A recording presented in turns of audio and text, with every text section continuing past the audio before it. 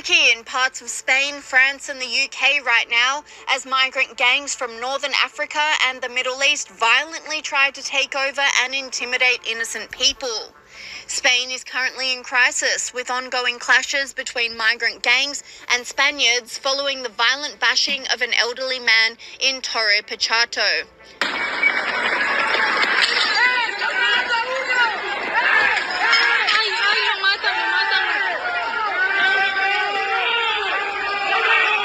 And again in Spain, a man with a baby was callously threatened by a knife-wielding gang for simply walking down the street.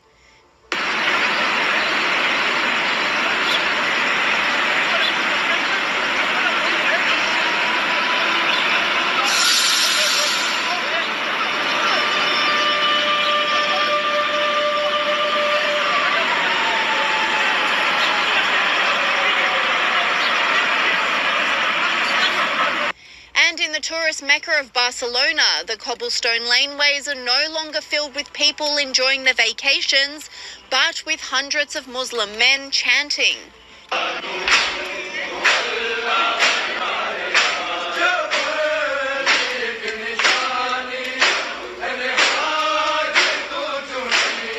This commentator sent a stark warning, saying, if you wanted to visit Barcelona, Spain, now it's looking like Islamabad, Pakistan.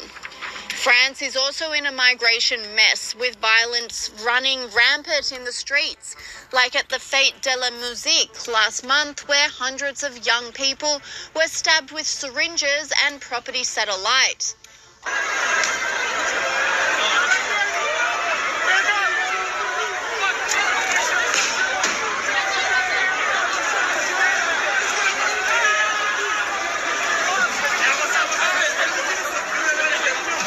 Online commentators were in shock with the footage, with this person saying, "This is France? This looks like Ghana, not France." And 2 women were left injured and terrified after their car was surrounded and destroyed by rioters following the PSG Champions League victory.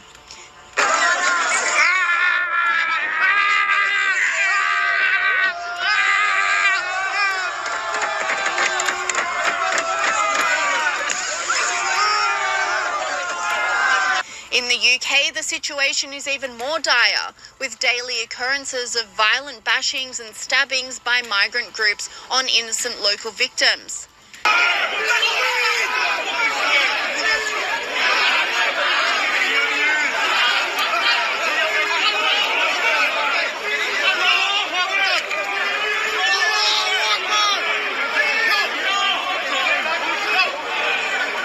Knife crime is at an all-time high, with people being randomly targeted on the streets.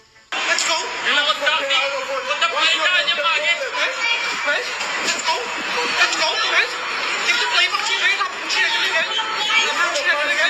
Let's go. Let's go. You're not going to use the play. You're not going to use the play.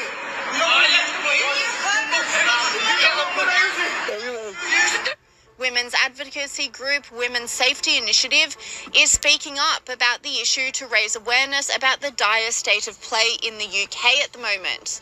The silent impact of mass migration on women's daily lives in the UK is a stark reminder of the point that we have got to in this country. A country that has chosen multiculturalism over assimilation, ultimately leading to what we have now.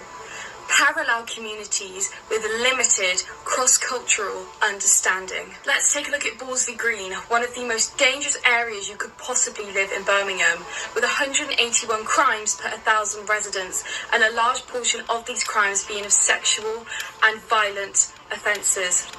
Now let me make it clear, the demographic of this ward is significant. Less than 10% of this ward account for white British people. Violence and sexual offences constitute the largest crime category in Borsley Green, making up 50.3% of all crimes reported. They are averaging at about 150 to 160 violent sexual offences committed every month. And commentator Matt Goodwin agreed. So a 24-year-old man has been brutally murdered on the streets of London. outside a luxury hotel by another man who was allegedly trying to steal his watch. This is merely the latest horrific symbol of how out of control and horrific London has become. Just look at the stats. Shoplifting is up 54%, theft from the person is up 41%. 70,000 phones were stolen from people in this city last year alone. There's a rape every hour, sexual offences are through the roof, and it's not just the crime that bothers me.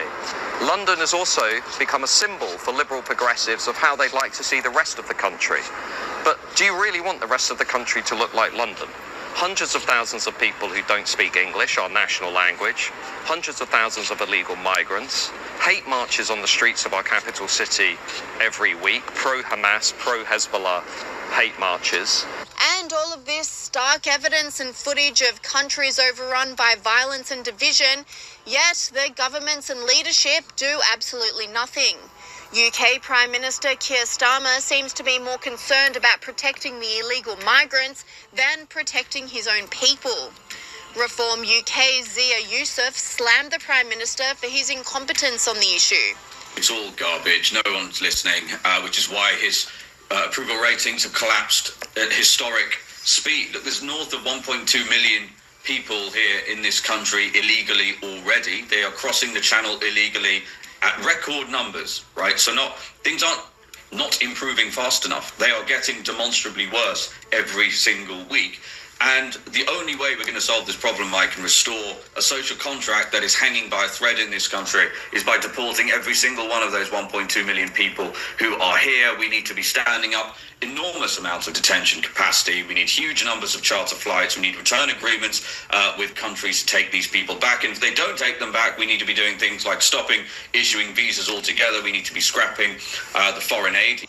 And Starmer's latest humiliation, his deal with Emmanuel Macron of France over illegals, which commentators believe will have absolutely no impact on fixing the current issue. As far as their main kind of policies go, one of them they bang on about because of that ridiculous, ludicrous summit Le Summit, as we called it here, between Emmanuel Macron and Keir Starmer. You know, they seem to think that finding some form of middle ground and finding an agreement on stopping the migrants is going to stop them. Well, it isn't. You know, they've now got the idea, Yvette Cooper has, that they're going to send some people back to Iraq. You know, I'll believe it when I see it. Nothing of that they do works. No one is going to go back to Iraq because even if they have a returns deal, the European Convention of Human Rights and its court will interfere and prevent that deal from being enacted. And in a shock move, French reports indicate that France is now giving all Palestinians in Gaza the opportunity to apply for asylum. This commentator revealed the news, saying a French court has ruled that all people from Gaza can apply for asylum in France. That is 2.1 million people that can come to Europe. Not only that, because of freedom of movement, they could potentially travel anywhere in the EU once inside France. Sounds like a bad idea.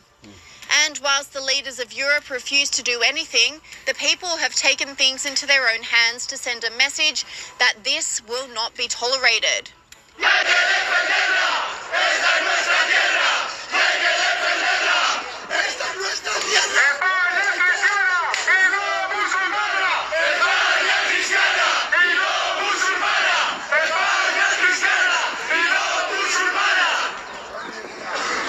Spaniards have also had enough and are responding with violence.